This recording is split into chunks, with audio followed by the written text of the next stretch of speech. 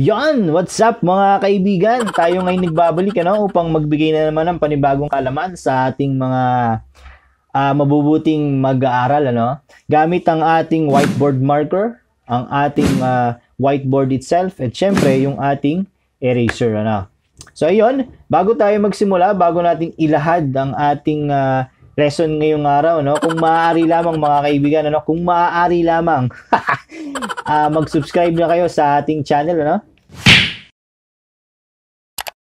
At ganun din naman, click nyo na yung ating notification bell para naman updated kayo sa mga lessons na ating i-release sa mga susunod na araw. And also, syempre, para masayang lahat, comment, like, and share our videos para naman makatulong tayo sa iba. Alright? So, ayun. Good luck, guys!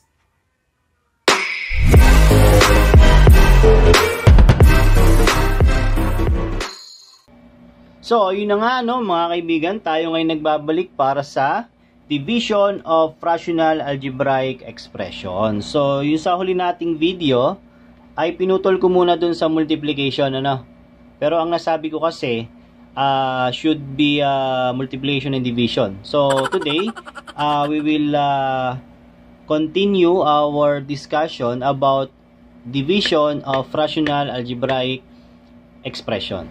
Okay? So, without further ado, huwag na nating patagal-tagalin pa. The rule is, ito yung rule. The quotient of two rational algebraic expression is the product of the dividend and the reciprocal of the divisor. Okay, in symbols, A over B divided by C over D is equal to A over B multiplied by D over C, which is also equal to AD all over BC, where BC is not equal to 0. So, madali lang to mga kaibigan, Nagkaroon lang ng extra rule sa division. Kapag daw tayo ay merong division of rational algebraic expressions, excuse me po, kunin mo lang yung reciprocal ng ating divisor and then multiply mo na. Ganun lang, baliga sa multiplication. Bigay tayo ng example para mas malinaw, Example number 1, 6ab squared all over 4cd divided by 9a squared b squared all over 8dc squared. Yan. So we have the dividend here and then the divisor. Okay, what is the rule? So again, kunin mo daw yung reciprocal nito and then proceed to multiplication. So paano? Copyin natin yung dividend natin, 6ab squared all over 4cd multiply by, kasi magiging multiplication daw reciprocal nito. Ano ba reciprocal? Pagpapalitin natin sila ng pwesto.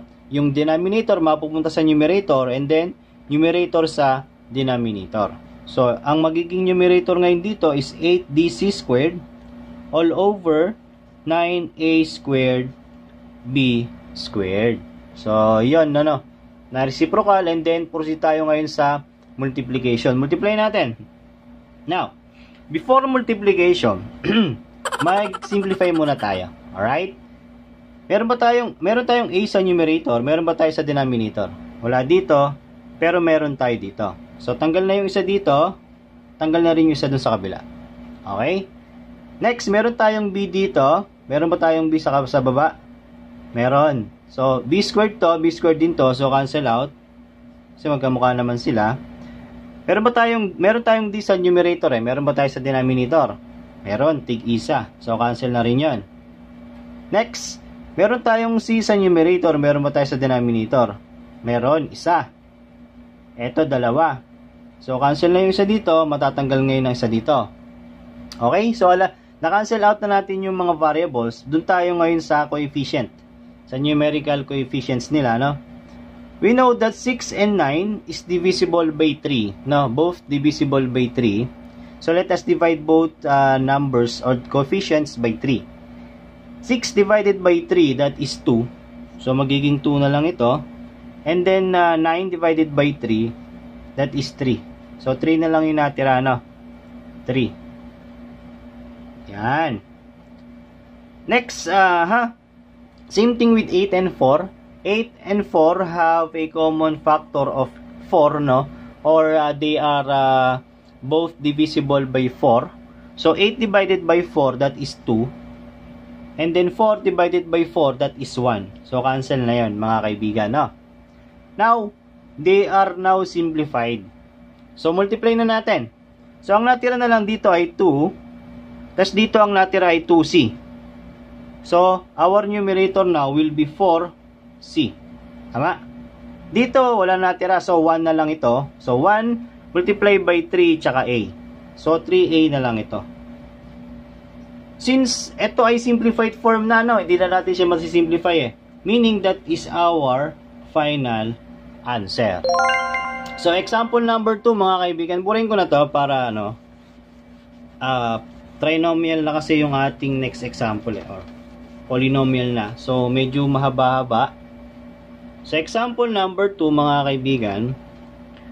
Number 2. Divide natin yung 2x squared plus x minus 6 all over 2x squared plus 7x plus 5 divided by x squared minus 2x minus 8 all over 2x squared minus 3x minus 20.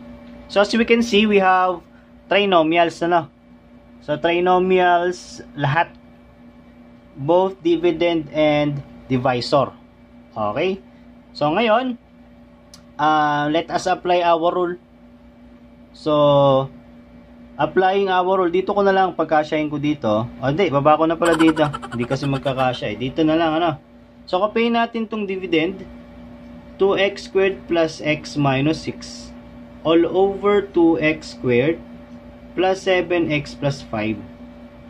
Tapos, kunin natin reciprocal nito. And then, proceed tayo sa multiplication. So, reciprocal, ito mapupunta sa numerator.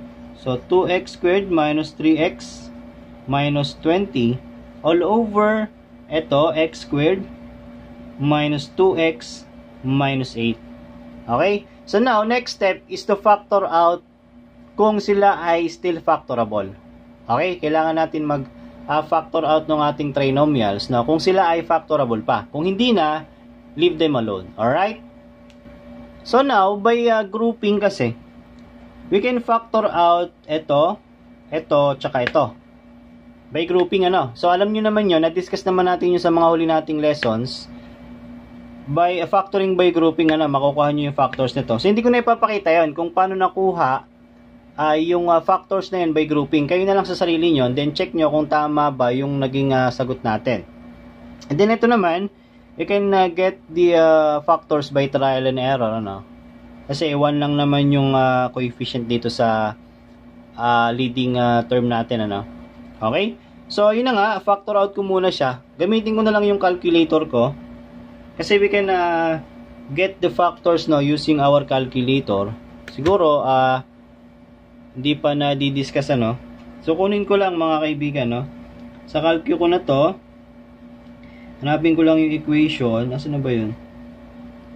Yun, equation, and then sa polynomial. Yan. Ilang degree? 2.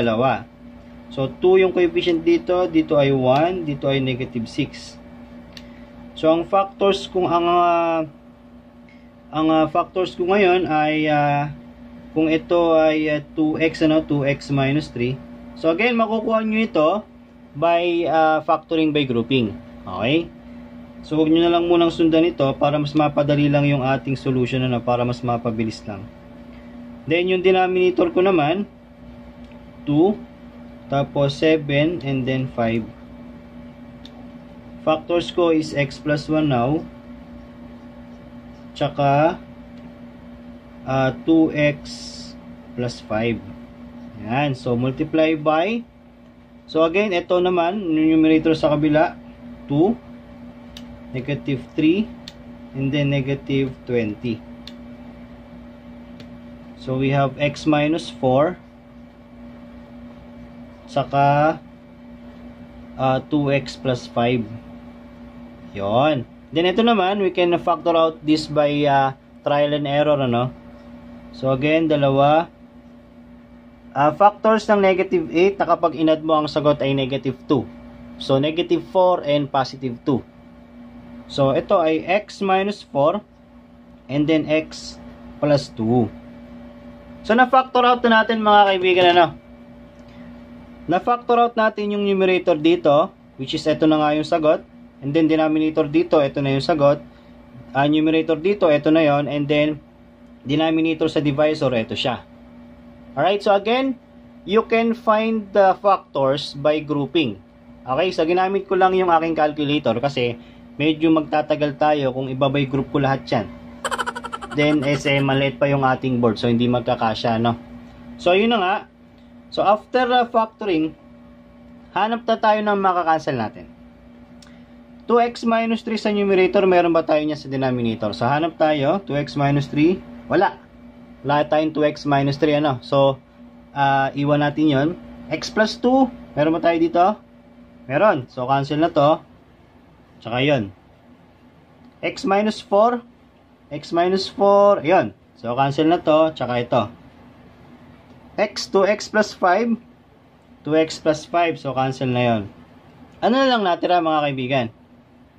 Ito na lang, no, 2x minus 3. And then, x plus 1. Since this is a simplified form na, no, that is now our final answer. And that is for division of rational algebraic expression mga kaibigan, ano.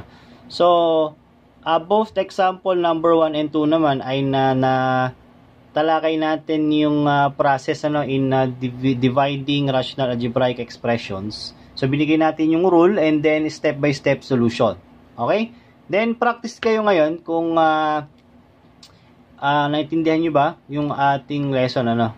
Yan mga kaibigan, kung tayo ay nakatulong, share mo na sa mga kaklase mo at kaibigan, ano, para makatulong ka rin sa kanila mga kaibigan. Yan. Next lesson natin is adding and subtracting rational algebraic expression. Next video natin mga kaibigan. So, stay tuned. God bless guys.